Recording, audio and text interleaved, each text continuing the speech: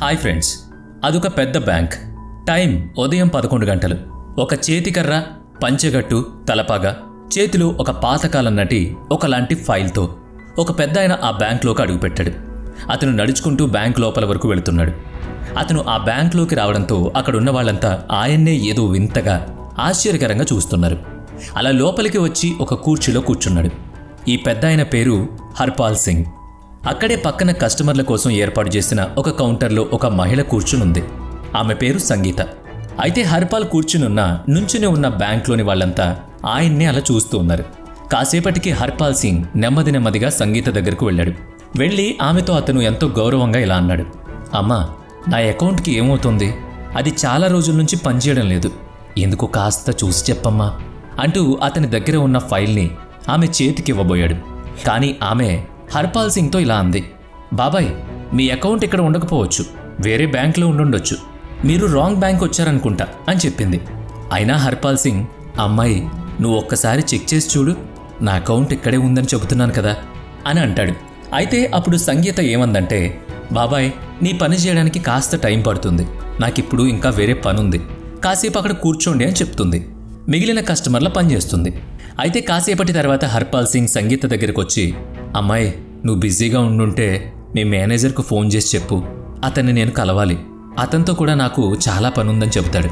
అప్పుడు ఆమె అయిష్టంగానే bank మేనేజర్కు phone చేసి, ఒక పెద్దాయన మీతో మాట్లాడాలని అంటున్నారు, మీ క్యాబిన్లోకి పంపమంటారా అని అడిగింది. అప్పుడు ఆ మేనేజర్, ఇంతకీ ఆ పెద్దాయన ఎవరు? మన బ్యాంక్ కస్టమరా లేక అలా ఊరికే లోపలికి వచ్చేసాడా అని అడుగుతాడు.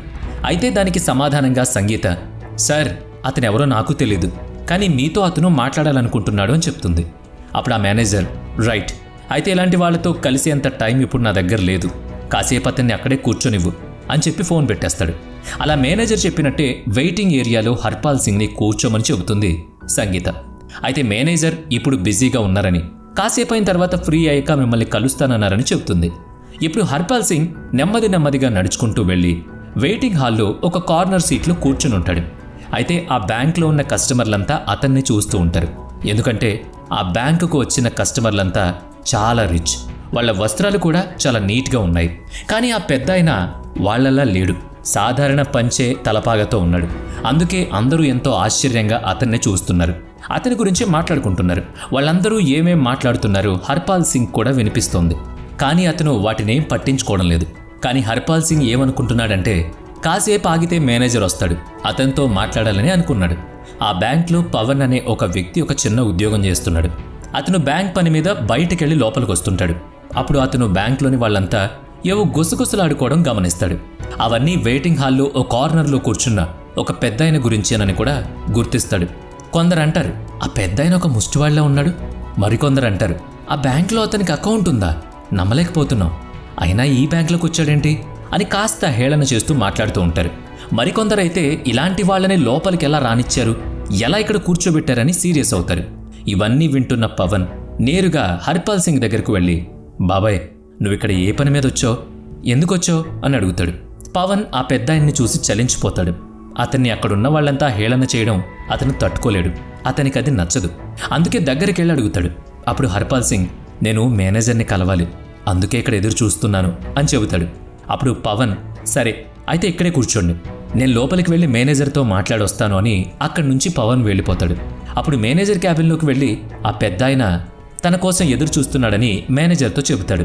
అప్పుడు మేనేజర్ పవన్పై సీరియస్ అయ్యి, నువ్వు నీ పని చూసుకో, అతను ఎందుకు వచ్చాడో నేను తర్వాత చూస్తాను, నేను ఇప్పుడు చాలా బిజీగా ఉన్నాను, డోంట్ డిస్టర్బ్ మీ అని చెబుతాడు. అప్పుడు పవన్ ఆ పెద్దాయన్ను చూస్తూనే వేరే పనిలో నిమగ్నమైపోతాడు. అలా చూస్తూ ఒక గంట పైన దాటిపోతుంది. అప్పటి వరకు అక్కడే కూర్చున్న హర్పాల్ సింగ్ నేరుగా మేనేజర్ క్యాబిన్ వైపుకు వెళ్తాడు. అప్పుడు మేనేజర్ హర్పాల్ సింగ్ తన వైపు రావడానికి గమనిస్తాడు. అప్పుడు ఆ మేనేజర్ ఆ హర్పాల్ సింగ్కు ఎదురుగా వెళ్ళి, బాబాయ్, చెప్పండి, మీరు ఎందుకు వచ్చారు అని అడుగుతాడు.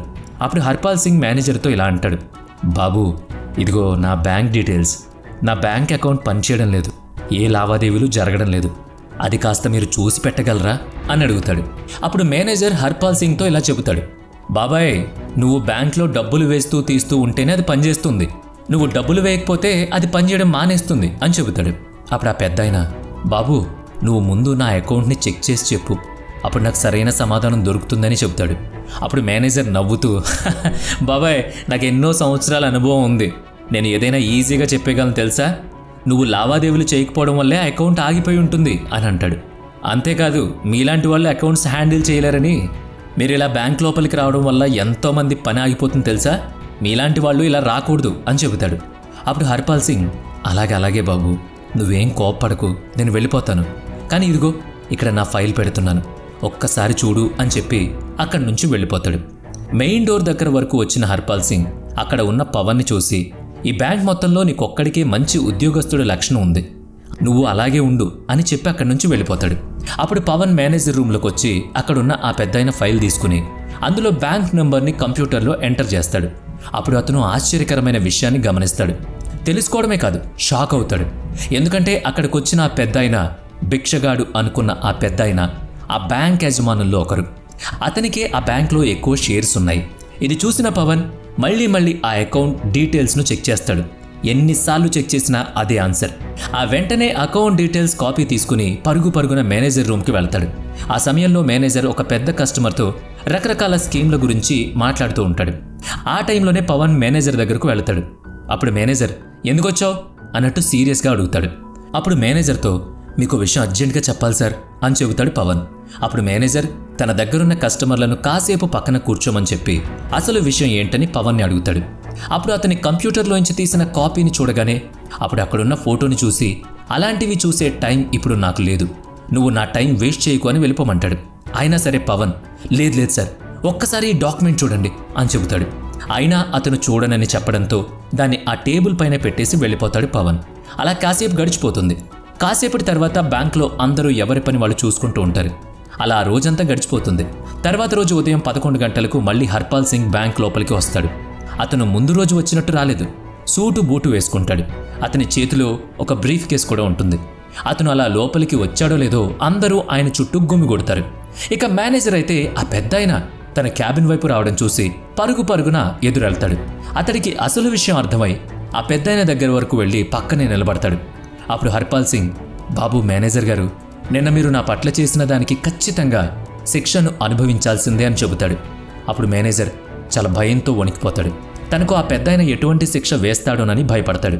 నిజంగానే ఆ మేనేజర్ భయపడినట్లే హర్పాల్ సింగ్ ఆ మేనేజర్తో, నువ్వు నీ మేనేజర్ పదవి నుంచి ఈ రోజే తొలగిపోతున్నావు, నీ స్థానంలో చిన్న ఉద్యోగస్తుడైన పవన్ రాబోతున్నాడు అని చెబుతాడు.